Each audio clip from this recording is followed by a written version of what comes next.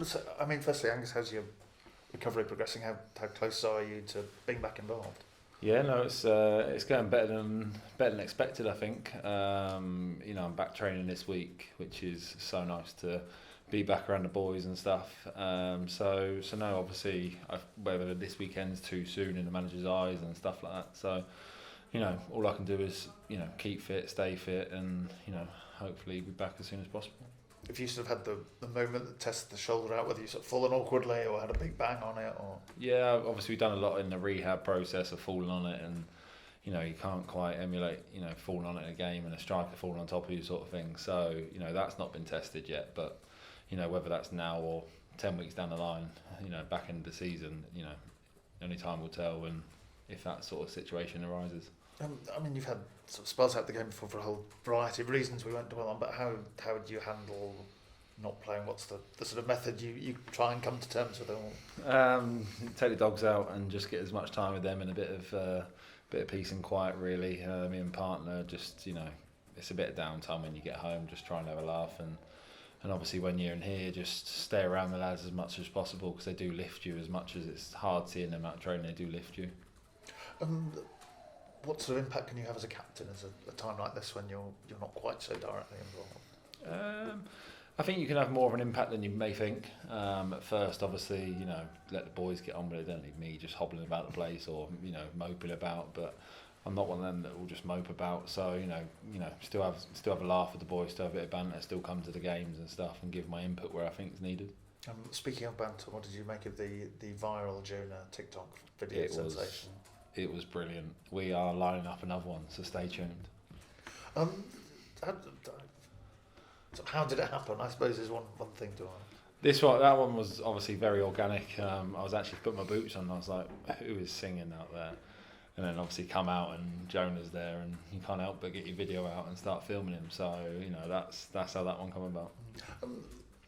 Do we, perhaps from the outside, do we kind of underappreciate the role that all the sort of different backroom staff have in kind of bringing the club together?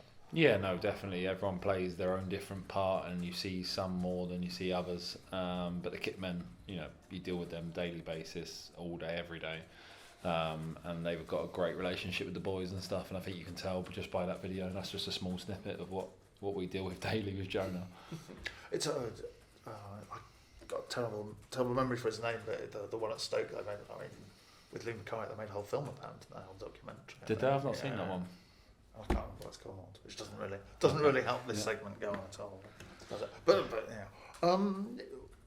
What's your sort of assessment of the team from watching? What sort of development have you kind of seen in the team and the group? Confidence. They've built so much confidence from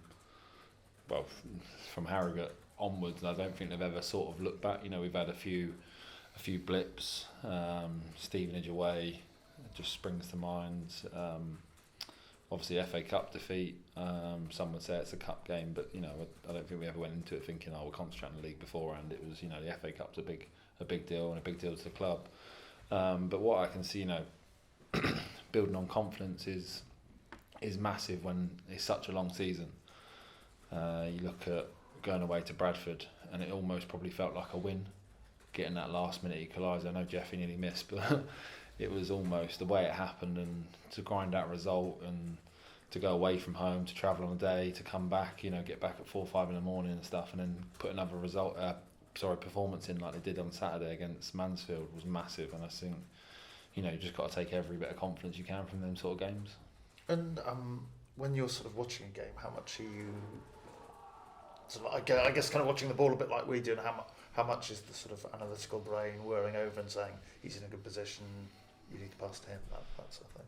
I think it's quite easy because obviously you watch the players train, you watch what the manager goes through on on a Friday, on a Thursday, so you know where people should be, and if they're not, you're like, but you don't really say anything, you just get on with the game, watch it, and you're sort of kicking and heading every ball. Like Tranmere, the last probably 4 or 5 minutes, it was near enough any one of them crosses could have gone in, so you're up and down like a yo-yo, but no, the boys are doing well, and hopefully long may it continue. Are you someone that's thought in the longer term about coaching? Do you feel like you have quite an analytical mind for it or I think with everything that I went through previously with illness and stuff, I feel like I got back to a stage where I was just purely focused about football. I know obviously I'm not getting any younger, and I've got to think You're about not stuff. dead yet. No, of course not. Of course not. I've got a cat with 9 lives. But I've got to think about stuff after football, and took steps towards coaching badges and stuff like that. If that's for me, then obviously we'll go down that route after I've finished my playing career. But I try to focus pure and solely on playing on a Saturday. Should I ask more about the cat? The cat's out to us now. No, 2 dogs for me. No cats. Not a cat person. Lovely, thank you.